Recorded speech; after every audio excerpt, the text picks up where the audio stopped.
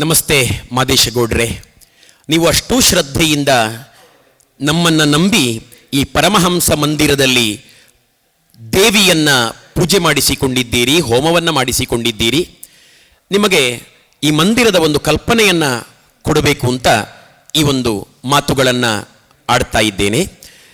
ನಾನು ಜೀವನದಲ್ಲಿ ಏನಾದರೂ ಒಂದು ಸ್ವಲ್ಪ ಆದರೂ ಸಾಧನೆ ಮಾಡಿದ್ದೇನೆ ಅಂತಂದರೆ ಈ 3 ದೇವರುಗಳು ಕಾರಣ.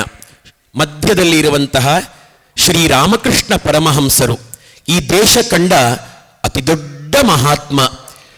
ಬ್ರಿಟಿಷರು ಇದ್ದಂತಹ ಭಾರತದಲ್ಲಿ ಒಂದು ಸ್ವಲ್ಪ ವಿದ್ಯಾರ್ಜನೆಯನ್ನ ಎಜುಕೇಶನ್ ಪಡ್ಕೊಂಡ ಭಾರತೀಯರೆಲ್ಲರೂ ಕೂಡ ನಮ್ಮ ಭಾರತೀಯ ಸಂಸ್ಕೃತಿಯನ್ನ ಏನೂ ಸರಿ ಇಲ್ಲ ಅಂತ ಭಾವಿಸಿ ಮೂಢನಂಬಿಕೆಗಳೇ ತುಂಬಿರುವಂತಹ ಒಂದು ಧರ್ಮ ಹಿಂದೂ ಧರ್ಮ ಅಂತ ಭಾವಿಸಿ ಒಂದಷ್ಟು ಕ್ರಿಶ್ಚಿಯಾನಿಟಿಯತ್ತ ವಾಲ್ತಾ ಇದ್ದಾಗ ಹುಟ್ಟಿ ಬಂದಂತಹ ಮಹಾತ್ಮ ರಾಮಕೃಷ್ಣ ಪರಮಹಂಸರು.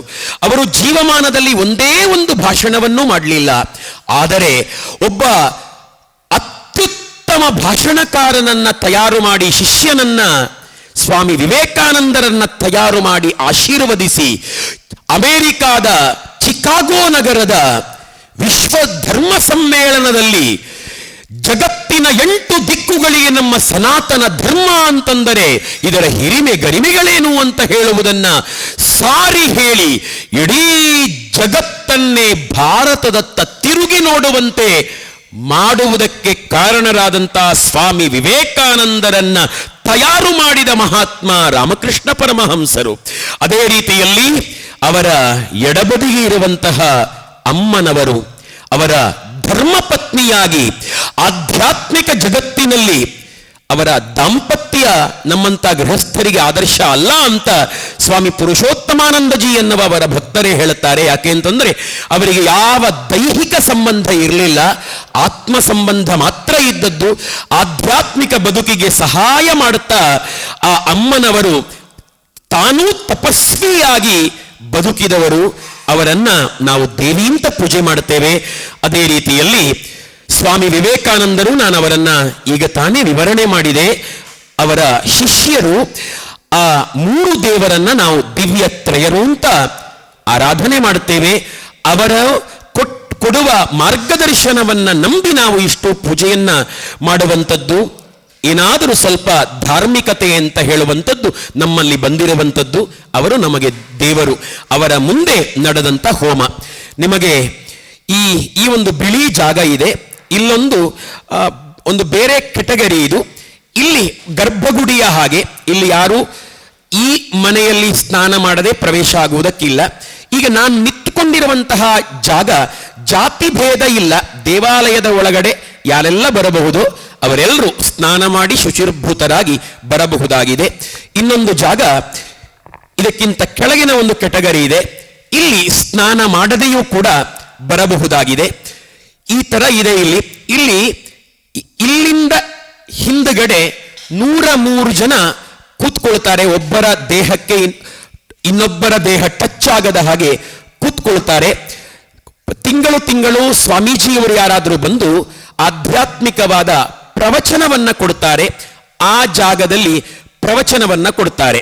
ಹಾಗಾಗಿ ಇದಕ್ಕಿಂತ ಹಿಂದೆ ಸೇರುವ 100 ಜನ ಕೂತ್ಕೊಳ್ಬೇಕಾಗ್ತದೆ. ಇನ್ನೊಂದು ವಿಶೇಷತೆ ಏನು ಅಂತಂದರೆ, ಈ ಸ್ಲ್ಯಾಬಿನ ಮೇಲೆ ಹೋಮ ಮಾಡಬಾರದು.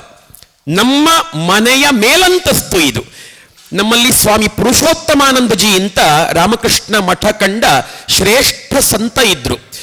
ಅವರು ಕರ್ನಾಟಕ ಕಂಡ ವಿವೇಕಾನಂದ ಅಂತ ಅವರನ್ನ ಕರೀತಾ ಇದ್ರು. ಬಹಳ ದೊಡ್ಡ ಮಹಾತ್ಮನೂ ಹೌದು, ವಾಗ್ಮಿಯೂ ಹೌದು. ಬೆಂಗಳೂರಿನ ಬಸವನಗುಡಿ ಆಶ್ರಮದಲ್ಲಿ ಅವರ ವಾರದ ಪ್ರವಚನಕ್ಕೆ ವಾಟ್ಸಪ್ ಮೊಬೈಲ್ ಇಲ್ಲದ ಕಾಲದಲ್ಲಿ ಯಾವುದೇ ಇನ್ವಿಟೇಷನ್ ಹಂಚದೆ 3,500 ಜನ ಸೇರ್ತಾ ಇದ್ರಂತೆ. ಹೇಗೆ ಸೇರ್ತಾ ಇದ್ರು ಅಂತಂದ್ರೆ, 5 ಗಂಟೆಗೆ ಪ್ರವಚನ ಅಂತಂದ್ರೆ 4 ಗಂಟೆಗೆ ರಾಮಕೃಷ್ಣ ಮಠದ ಗೇಟ್ ಓಪನ್ ಆಗ್ತದೆ. 4 ಗಂಟೆ 3:30 ಗಂಟೆಗೆ ಗೇಟಿಂದ ಹೊರಗಡೆ, ಗೇಟ್ ಓಪನ್ ಆಗೋದಕ್ಕಿಂತ ಮೊದಲು ಕ್ಯೂ ನಿಲ್ತಾ ಇದ್ರಂತೆ. ಯಾಕೆ ಅಂತಂದ್ರೆ ಮುಂದುಗಡೆ ಕೂತ್ಕೊಂಡು ಪ್ರವಚನ ಕೇಳಲಿಕ್ಕೆ ಸೀಟ್ ಸಿಗಲ್ಲ ಅನ್ನುವ ಕಾರಣಕ್ಕೆ ಅಂತಹ ಸ್ವಾಮಿ ಪುರುಷೋತ್ತಮಾನಂದಜಿಯವರು ಹೇಳ್ತಾ ಇದ್ರು ರಾಮಕೃಷ್ಣ ಮಠದ ಭಕ್ತರಿಗೆ, ನೋಡಿ, ಮಠವನ್ನ ಸನ್ಯಾಸಿಗಳು ಮಾತ್ರ, ನಮ್ಮಂತವರು ಮಾತ್ರ ನಡೆಸಬೇಕಾದದ್ದಲ್ಲ, ನಮ್ಮ ಭಕ್ತರಾಗಿರುವ ಗೃಹಸ್ಥರು ಕೂಡ ನಡೆಸಿ. ನಿಮ್ಮ ಯಾರಿಗೆ ಶಕ್ತಿ ಇದೆಯೋ ಅವರು ಕೆಳಗಿನ ಅಂತಸ್ತು ನಿಮ್ಮ ಕೌಟುಂಬಿಕ ಗೃಹಸ್ಥರಾಗಿ ನಿರ್ವಹಣೆ ಮಾಡಬೇಕಲ್ಲ, ಅದಕ್ಕೆ ಮೀಸಲಾಗಿಡಿ.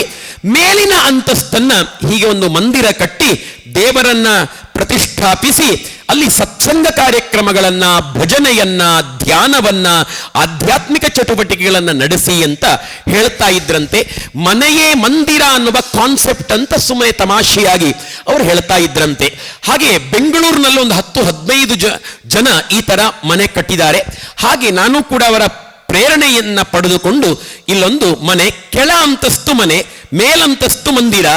ಆದರೆ ಒಂದು ಪ್ರಾಬ್ಲಮ್, ನನಗೆ ರಾಮಕೃಷ್ಣಾಶ್ರಮದ ಸ್ವಾಮೀಜಿ ಹೇಳಿದರು, ಹೇಗೂ ಮಂದಿರವನ್ನ ಕಟ್ತೀರಿ, ನಿಮ್ಮಲ್ಲಿ ಪೂಜೆ ಪುರಸ್ಕಾರಗಳೆಲ್ಲ ಆಗ್ತಾ ಇರ್ತಾವೆ, ಬೇರೆ ಬೇರೆ ಜನ ಬಂದು ಮಾಡ್ತಿರ್ತಾರೆ, ಹೋಮಕುಂಡವನ್ನ ಮಾಡಿ, ಆಗ ಹೋಮವನ್ನು ಅಲ್ಲಿ ಮಾಡಿ ಆಧ್ಯಾತ್ಮಿಕವಾದ ಅಟ್ಮಾಸ್ಫಿಯರ್ ತುಂಬಿಕೊಳ್ಳಿ, ಆಗಾಗ ಮಂತ್ರಘೋಷಗಳು ಕೇಳಿ ಬರಲಿ ಅಂತ ಹೇಳಿದರು ನನಗೆ. ಆದರೆ ಒಂದು ಪ್ರಾಬ್ಲಮ್, ಹೋಮವನ್ನ ಸ್ಲ್ಯಾಬ್ ಅಲ್ಲಿ ಮಾಡುವ ಹಾಗಿಲ್ಲ. ಆದರೆ ಮಂದಿರದ ಒಳಗಡೆಯೇ ಹೋಮ ನಡೆದರೆ ಚಂದ.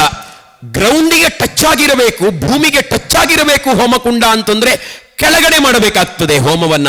ಅರ್ಥ ಆಯ್ತಲ್ಲ? ನಾವು ಅಪಾರ್ಟ್ಮೆಂಟ್ಗಳಲ್ಲಿ, ಸಿಟಿಗಳಲ್ಲಿ ಅನಿವಾರ್ಯವಾಗಿ ಫ್ಲಾಟ್ ಅಲ್ಲಿ ಮಾಡ್ತೇವೆ ಮೇಲ್ಗಡೆ, ಆದರೆ ಹೋಮಕುಂಡ ಭೂಮಿಗೆ ಟಚ್ ಆಗಿಕೊಂಡಿದ್ರೆ ಒಳ್ಳೆಯದು.